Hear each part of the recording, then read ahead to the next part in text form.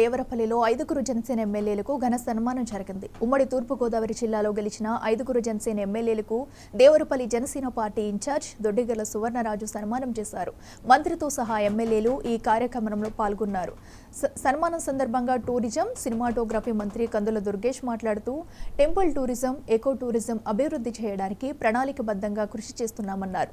రాష్ట్రంలో ప్రాచుర్యం పొందిన ఆలయాలను అనుసంధానం చేస్తూ టెంపుల్ టూరిజాన్ని ప్రారంభిస్తామన్నారు. దీనికోసం పైలట్ ప్రాజెక్టుగా ద్వారకా తిరుమల వెంకటేశ్వర స్వామి ఆలయం, మధ్య ఆంజనేయ స్వామి ఆలయం, గుబ్బల మంగమ్మ తల్లి ఆలయాలను అనుసంధానం చేస్తూ ప్రాజెక్టు రూపొందిస్తామన్నారు. అదేవిధంగా అటవీ ప్రాంత ఉత్పత్తులకు ప్రాచుర్యం కల్పించేందుకు ఎకో టూరిజాన్ని అభివృద్ధి చేస్తామన్నారు. దీనికి జిల్లాలోని అటవీ ప్రాంతాలను అనుసంధానం చేస్తామన్నారు.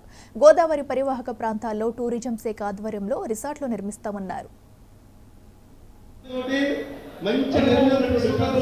కూర్చుని ఒక యాక్షన్ ప్లాన్ తయారు చేసి వే ఫార్వర్డ్ అంటాం, ఎలా ముందుకు వెళ్ళాలనేటువంటి దాని మీద పూర్తిగా మేము ఒక ప్రత్యేక కార్యాచరణ ఏర్పాటు చేస్తామనేటువంటి మాటని మీ అందరికీ తెలియజేసుకుంటూ, మేము మాత్రం మీ అందరికీ మనం చేసేది ఒకటే, నిస్వార్థమైనటువంటి నాయకుడి నేతృత్వంలో ఉన్నటువంటి పార్టీ జనసేన పార్టీ. అటువంటి జనసేన పార్టీ ఏదైతే పవన్ కళ్యాణ్ గారు చెప్తున్నటువంటి ఆశయాలు ఉన్నాయో ఆ ఆశయాలను తూచా తప్పకుండా క్షేత్ర స్థాయిలో అమలు చేయడానికి మేము సంసిద్ధులుగా ఉన్నాం.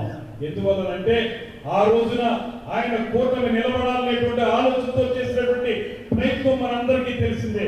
24 సీట్లు తీసుకుంటే రాష్ట్ర వ్యాప్తంగా అందరూ కూడా మనల్ని హేళన చేశారు. కేవలం 24 అనేటువంటి మాట.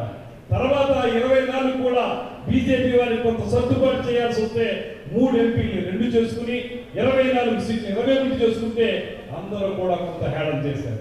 అప్పుడు ఆయన చెప్పాడు, తనను తాను తగ్గించుకున్న వాడు దేవుని దృష్టిలో హెచ్చుకున్నారనేటువంటి మాట. అదే జరిగింది. 21 సీట్లు పోటీ చేసి 2 ఎంపీ సీట్లు పోటీ చేస్తే మొత్తం 21 సీట్లు 2 ఎంపీ సీట్లు నెగ్గినటువంటి 100%